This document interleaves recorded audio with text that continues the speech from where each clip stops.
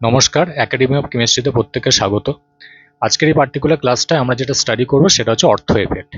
অর্থ এফেক্ট বলতে কি? অর্থ এফেক্ট হচ্ছে অর্থ এফেক্টের রেসপেক্টে আমরা এখানে একটা টপিককে আমাদেরকে স্টাডি করতে হবে। সেটা হচ্ছে এখানে একটা স্টেটমেন্ট ফর্মে আমরা সেই টপিকটাকে লিখেছি। সেটা কি? যে অ্যাসিডিক স্ট্রেংথ অফ অর্থ সাবস্টিটিউটেড বেনজোইক অ্যাসিড ইনক্রিজেস। মানেটা কি?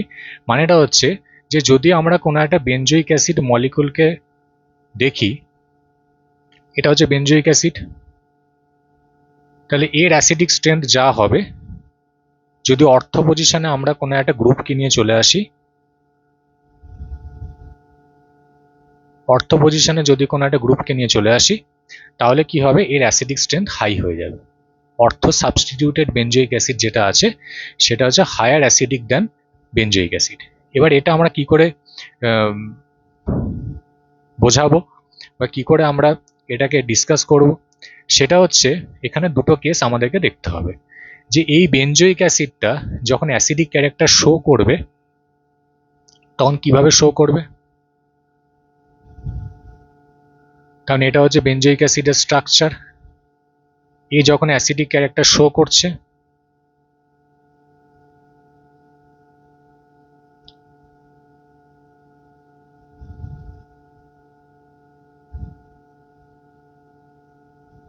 এটা হচ্ছে অ্যাসিডিক ক্যারেক্টার যখন শো করলো, তার মানে এটা হচ্ছে conjugate base of benzoic acid. ঠিক আছে? এবার এই মলিকুলটা যখন অ্যাসিডিক ক্যারেক্টার শো করবে তখন কি করে করবে?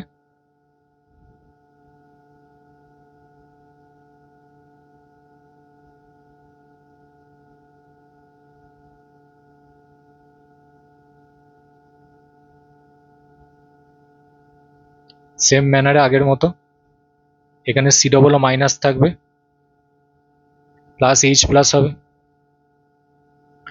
এবার এখানে আমাদেরকে দুটো জায়গা জাজ করতে হবে। আমরা কি জানি? আমরা জানি এই অ্যাসিডগুলো হচ্ছে organic acid. Organic acid basically weak অ্যাসিডই হয়, কিন্তু উইক অ্যাসিডের মধ্যে যদি আমাকে কম্পেয়ার করতে হয় যে কোন কার অ্যাসিডিক স্ট্রেংথ হাই, কার অ্যাসিডিক স্ট্রেংথ লো, তখন আমাদেরকে কি করতে হবে? কনজুগেট বেসের ক্যারেক্টারটা দেখতে হবে। মানে এও অ্যাসিডিক ক্যারেক্টার শো করে সি ডবল মাইনাস ফরমেশন হয়েছে, এখানেও সি ডবল মাইনাস ফরমেশন হয়েছে, এখানে জি গ্রুপটা ছিল। ঠিক আছে? তার মানে এটাও কনজুগেট বেস, এটাও কনজুগেট বেস। মানে এটা হচ্ছে conjugate base of this acid, এটা হচ্ছে conjugate base of benzoic acid. এই হলো ব্যাপার। এবার আমাদেরকে এখানে এটা জাজ করতে হবে যে কোন কনজুগেট বেসটা স্টেবল। ঠিক আছে? আমরা কি বললাম যে অর্গ্যানিক অ্যাসিড যেগুলো হয় সেই অ্যাসিডগুলো বেসিক্যালি কিন্তু উইক অ্যাসিড হয়। এবার উইক অ্যাসিডের মধ্যে যদি জাজ করতে হয় কার অ্যাসিডিক স্ট্রেংথ হাই বা কার অ্যাসিডিক স্ট্রেংথ লো, তাহলে আমাদের কি করতে হবে? সেটা হচ্ছে যে কনজুগেট বেসটা ফর্মেশন হয়েছে সেই কনজুগেট বেসের স্টেবিলিটি দেখতে হবে। ঠিক আছে? মানে কনজুগেট বেস যদি স্টেবল হয়ে যায় তাহলে বুঝতে হবে অ্যাসিডটা কম্পারেটিভলি স্ট্রং। এই হলো ব্যাপার। তাহলে কি করতে হবে? এখন আমাদেরকে আমরা যেটা দেখতে পাচ্ছি যে নর্মাল যে বেনজোইক অ্যাসিডটা ছিল, ঠিক আছে, সেই বেনজোইক অ্যাসিডে বেনজিন রিং আর C double minus, benzene ring আর সি ডবল মাইনাস সেম প্লেনে থাকে, সেম প্লেনে থাকে। এবার এই যে কনজুগেট বেসটা ফর্মেশন হয়েছে, যেখানে আমরা দেখতে পাচ্ছি অক্সিজেনের মাথায় একটা নেগেটিভ চার্জ, এই নেগেটিভ চার্জটাকে তো স্টেবিলিটি পেতে হবে, তবেই তো আমি বুঝবো যে এর অ্যাসিডিক স্ট্রেংথ হাই। কিন্তু আমরা দেখতে পাই এই অক্সিজেনের মাথায় নেগেটিভ চার্জ যেটা আছে সেটা রেজোনেন্সে পার্টিসিপেট করার আগে এই বেনজিন রিং এর যে পাই বন্ডেড ইলেকট্রনগুলো আছে সেই পাই বন্ডেড ইলেকট্রনগুলো রেজোনেটিং ক্যারেক্টার শো করে ফেলছে। তাহলে কি হলো? এই অক্সিজেনের মাথায় নেগেটিভ চার্জ যখন ফর্মেশন হয়েছিল কনজুগেট বেসে, একে তো স্টেবিলিটি পেতে হবে, দেখা যাচ্ছে যে এটা স্টেবিলিটি আর পাচ্ছে না। কেন পাচ্ছে না? কারণ হচ্ছে এই বেনজিন রিং আর সি ডবল মাইনাস সেম প্লেনে আছে, সেম প্লেনে থাকলে এই বেনজিন রিং এর পাই বন্ডেড ইলেকট্রনগুলো এখানে কিন্তু রেজোনেটিং ক্যারেক্টার শো করে ফেলছে। তাহলে এই কনজুগেট বেসটাকে আমরা স্টেবিলিটি পাচ্ছে সেটা দেখতে পাচ্ছি না, মানে কনজুগেট বেসটা মোট কথা স্টেবিলিটি পাচ্ছে না রেজোনেন্সের থ্রু দিয়ে।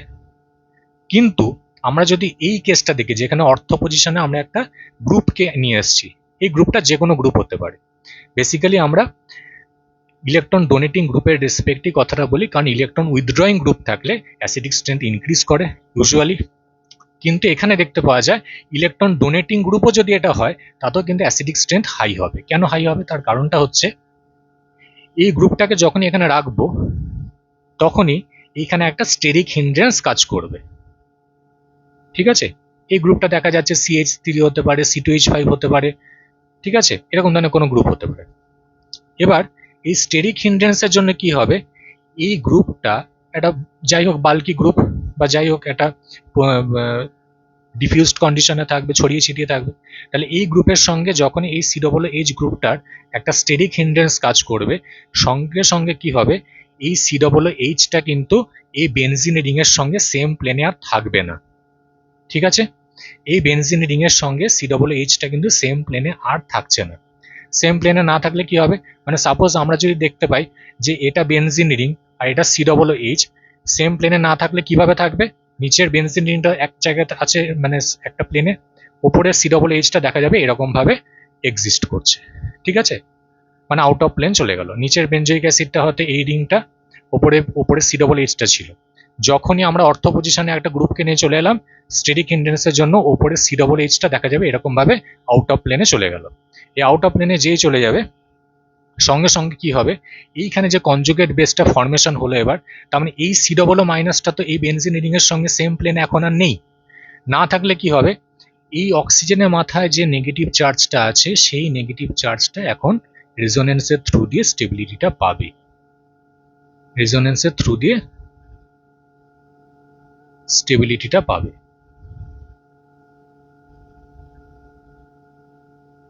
ঠিক আছে, এইভাবে একটা স্টেবিলিটি পেল। তার মানে কি, তার মানে এইখানে যে কনজুগেট বেসটা ফর্মেশন হয়েছিল সেই কনজুগেট বেসটা কিন্তু রেজোনেন্সে পার্টিসিপেট করতে পারেনি, কারণ এই বেনজিন রিং আর COO- সেম প্লেনে থাকার জন্য বেনজিন রিং এর যে পাই বন্ডেড ইলেকট্রনগুলো ছিল সেই পাই বন্ডেড ইলেকট্রনগুলো এখানে রেজোনেন্সে পার্টিসিপেট করে ফেলেছে। কিন্তু যখন আমরা দেখতে পাচ্ছি এই বেনজিন রিং আর COO- এখানে আছে, এখানে একটা কোনো গ্রুপ রাখা হয়েছে অর্থ পজিশনে গ্রুপটা থাকার জন্য বেনজিন রিং আর COOH এরা কিন্তু আউট অফ প্লেন চলে গেল।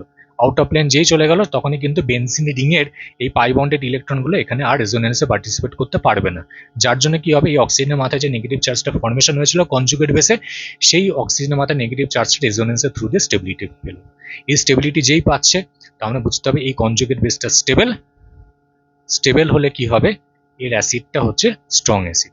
সেজন্য বলা হচ্ছে যে অর্থো substituted benzoic acid, the acidic strength of ortho substituted benzoic acid is higher than benzoic acid।